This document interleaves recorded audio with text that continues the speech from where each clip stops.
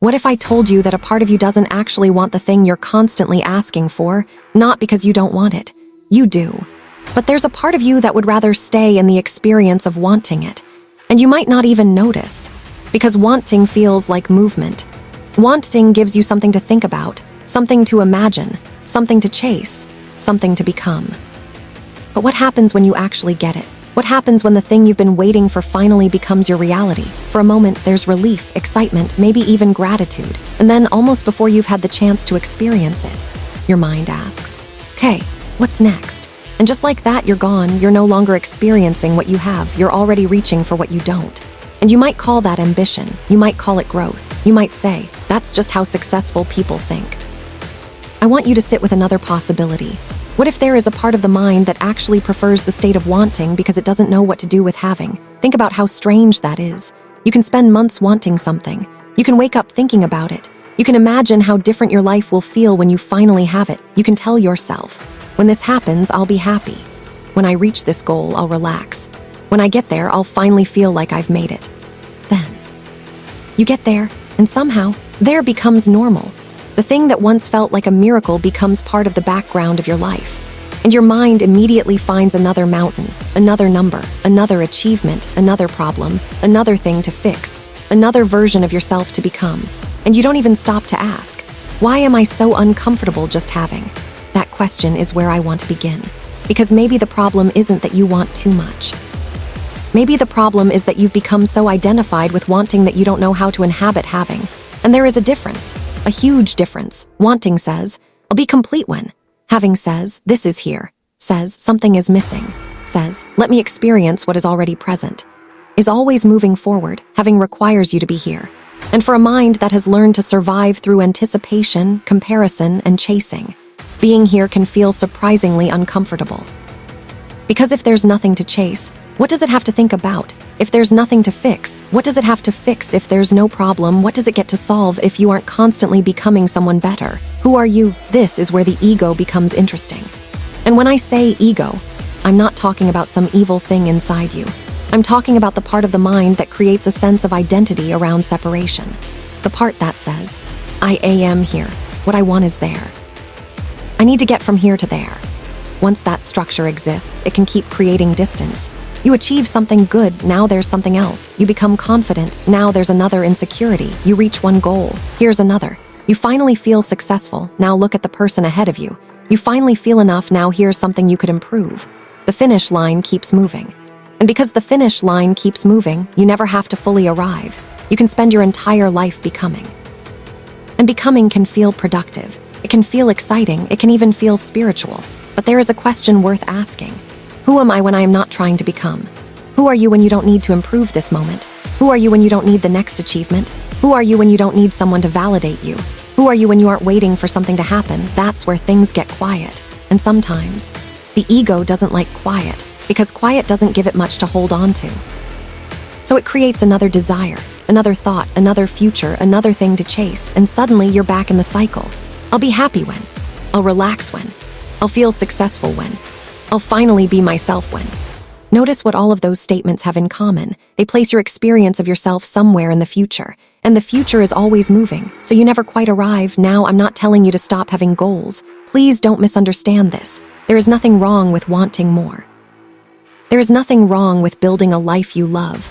There is nothing wrong with ambition. There is nothing wrong with becoming. The question is, can you want without making the present wrong? Can you desire something without turning the absence of it into suffering? Can you move towards something without constantly telling yourself, I am not enough until I get there? Because that's the difference. You don't have to stop wanting. You have to become conscious of the identity you've created around wanting. Because sometimes you don't actually want the thing. You want the feeling you believe the thing will give you. You think you want the money. But maybe you want freedom. You think you want the achievement. But maybe you want validation. You think you want the relationship. But maybe you want to feel chosen. You think you want the perfect life. But maybe you just want permission to finally feel safe within yourself. And if you don't understand that, you'll keep collecting external things while waiting for an internal feeling to arrive. And that's why having can be so revealing. Because when you finally get the thing, you discover, oh, this didn't change me as much as I thought it would. The excitement fades. The novelty disappears, and the mind says, maybe I need something else. Perhaps you don't need something else. Perhaps you're being given an opportunity to notice the mechanism. The moment you get what you wanted is the moment you can see whether you actually know how to receive. Can you sit with the achievement? Can you appreciate it without immediately needing another one? Can you look around and say, this is real. I am here. I actually have this. Can you allow yourself to experience it without immediately turning it into another stepping stone? Because that's what I mean when I say, you have to let yourself have it. Not in the sense that thinking alone will magically produce whatever you want, but in the sense that you have to become available to the experience of having.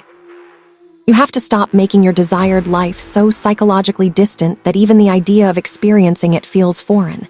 Imagine you've spent years wanting something, and finally it happens. Your old pattern says, "Okay, don't get too comfortable, what's next?" But awareness says, "Wait, stay here.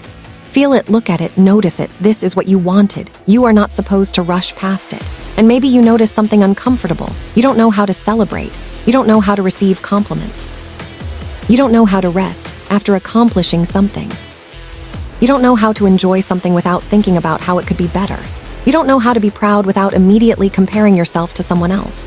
That's information. Don't judge it, just notice it, because you can't change a pattern you refuse to see. And once you see it, you can begin creating space between yourself and it. You can watch the thought, I need the next thing. Instead of immediately following it, you can simply notice. There is the wanting again. You can watch yourself reaching. You can watch yourself comparing. You can watch yourself creating another imaginary finish line. And you can ask, do I actually need to move right now? Maybe the answer is yes. Maybe there's something genuinely important you need to do. Go do it. But maybe you've simply become uncomfortable with stillness. And that's different, because sometimes you're not being called to take another step. You're being called to actually experience the step you already took. Think about how often this happens in ordinary life. You finish something you've been looking forward to. Instead of enjoying the evening, you're already thinking about tomorrow. You go on the holiday you've been planning. Instead of being there, you're thinking about documenting it. You achieve something. Instead of celebrating, you're checking what someone else has achieved. You finally get a quiet moment. Instead of enjoying it, you reach for your phone, always something else, always somewhere else. And if you're not careful, you can spend your entire life mentally somewhere else. Your body is here, your attention is there. And then you wonder why life doesn't feel satisfying. Maybe satisfaction requires participation. Maybe you actually have to be present for your own life. And this is where I think consciousness becomes important. Because consciousness isn't necessarily another thing you have to achieve. It's the awareness that notices all of this happening. The thought appears, you notice it. The desire appears, you notice it. The ego says, come on, let's go get the next thing. You can notice that too. You don't have to fight it. You don't have to destroy the ego. You don't have to become desireless. You simply stop assuming that every thought deserves your obedience. That is freedom. A thought says, you need more. You say, maybe, but I don't have to decide right now. A thought says, you're behind. You say, that's a thought. A thought says, you'll finally be enough when you achieve this. You say, who told me that? That's the beginning of detachment, not becoming cold, not becoming indifferent, not pretending you don't care. Just seeing the part of you that constantly reaches, seeing the part of you that turns life into a project, seeing the part of you that can't simply receive. And the more clearly you see it, the less completely it controls you. If this is resonating with you, take a second to like this video, subscribe to Rukky Reflections, and stay with me, because there's an even deeper part of this that I want you to notice. Sometimes the ego doesn't just move the goalpost because it wants more. Sometimes it moves the goalpost because arriving threatens its identity. Think about that. If your identity has become, I am the person who is trying to get there, then what happens when you arrive? Who are you now? If your whole identity is built around becoming successful, what happens when you become successful? If your identity is built around fixing yourself, what happens when you realize you don't need to be fixed every second? If your identity is built around searching, what happens when you stop searching? There can be a strange emptiness, and the mind doesn't always interpret that emptiness as peace. Sometimes it interprets it as something is wrong. It creates another problem, another goal, another desire, another thing to pursue, and suddenly you feel alive again, not because you're happier, but because you've given the mind something to chase. That's why I want you to experiment with something the next time you accomplish something. Don't immediately decide what it means for your future. Don't immediately turn it into, now I need to do this. Just experience it. Maybe you finished something you've been working on, sit down, take a breath, and say, I have this now. That's it, not, I need more. Not, what's next? Just, I have this now. What happens inside you? Maybe there's relief. Maybe there's excitement. Maybe there's discomfort. Maybe your mind immediately tries to escape. That's okay, you are observing. And that observation is more important than forcing yourself to feel anything. Because you're beginning to discover something. You can have a desire without becoming the desire. You can have a goal without becoming the goal. You can experience wanting without making wanting your identity. And that changes your relationship with manifestation too. Because instead of constantly operating from, I don't have it, I need it. Where is it? When will it happen? You begin to explore. What would it feel like to stop making the absence of this thing the center of my identity? Maybe you still work toward it. Maybe you still take action. Maybe you still make plans. But you're no longer begging the future to give you permission to feel okay. You're moving from a different place, a place of, I would love to experience this. Then, I need this to prove that I am enough. There is so much freedom in that distinction. Because then, when something comes, you can actually receive it. And when something doesn't come, you don't completely collapse. Your identity isn't dependent on the outcome. You are still here, still conscious, still yourself. And that, to me, is what it means to live in the end. Not pretending you have things you don't have. Not forcing yourself to believe something that feels impossible. But becoming less obsessed with the psychological distance between you and what you desire. You can imagine the future. You can appreciate the present. You can want more. You can have, all at the same time. You don't have to choose. And maybe that's what the ego doesn't understand. It thinks life is. Not enough, get something, feel enough, right arrow, lose the feeling, right arrow, find something else. Consciousness can see another possibility. Experience, right arrow, appreciate, right arrow, desire, right arrow, create, right arrow, receive, right arrow, experience. There doesn't have to be a hole at the center of everything. You don't have to turn every desire into evidence that something is wrong. You can simply want, and then you can return to yourself. So I want you to look at your life, not your dream life, your actual life, right now. What are you already living that you once desperately wanted? What has become so normal to you that you don't even recognize it as something you prayed for?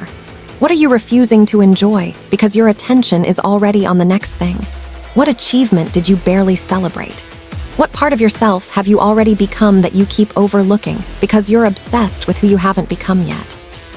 Sit with those questions, because maybe the next level isn't always another achievement. Maybe sometimes the next level is your capacity to receive what you've already created, your capacity to be here, your capacity to enjoy, your capacity to say, this is beautiful, this matters, I did this, I am here. Then, when another desire appears, let it. You don't have to kill desire. You don't have to become someone who wants nothing. Just don't hand your entire identity over to it. You can say, yes, I want that. Then come back to your life, because the ego will always have another request, another upgrade, another comparison, another destination. It will always be able to find something missing, that's what it does. But you don't have to follow it every time. You can notice it. You can smile at it. You can say, I see you. Return to now. Because there is something deeply ironic about spending your entire life trying to create a life you love, while never actually stopping long enough to experience the life you're creating. Don't do that to yourself. Don't make your entire existence a waiting room. Don't spend today emotionally living in a future that may or may not look exactly the way you imagined. Let the future inspire you. But let the present hold you. Want more, create more, become more. But when something arrives, let yourself have it. Let yourself feel it. Let yourself celebrate it. Let yourself be surprised by your own life. And when your mind immediately says, okay, what's next? Pause, because maybe nothing needs to be next. Maybe this moment is asking to be lived. Maybe this version of you is asking to be seen. Maybe the thing you've been chasing has already taught you what it needed to teach you. And maybe the real freedom isn't finally getting to the place where you never want anything again. Maybe freedom is being able to want something deeply, without believing that you are incomplete without it. That's the shift. You stop living from, I need, and begin living from, I choose. You stop saying, when I have it, then I'll be okay. Begin saying, I can be okay while I create. Stop making every goal a condition for your worth, and you start letting your goals be expressions of what you want to experience. That's a completely different life. So the next time you reach a goal, don't rush, stay, look around, let yourself feel the reality of it. And if the mind starts searching for another mountain, just notice. You don't have to climb it today. You can simply say, not yet, right now I'm here. Maybe, for the first time. You'll discover that having was never the problem. You just never learned how to stay long enough to experience it. If this reflection made you see your own patterns differently, like this video, share it with someone who needs to hear it, and subscribe to Rukky Reflections. Because we're not here to become people who want nothing. We're here to become conscious of why we want, to notice what is driving us, to separate ourselves from the constant noise of the mind, and to remember that there is a part of you beneath all that chasing. That doesn't need another achievement, another goal, another person, another future. It is simply aware, simply here, simply experiencing. And maybe you don't have to become that consciousness. Maybe you just have to notice that you've been it all along. So go after what you want. Build the life you imagine, dream bigger, become. But when something arrives, don't immediately leave it behind. Let yourself have it. Let yourself live it. Let yourself receive it. Because your life is not waiting for the next thing. Your life is happening now. And perhaps the most beautiful thing you can learn is that you are allowed to be here for it.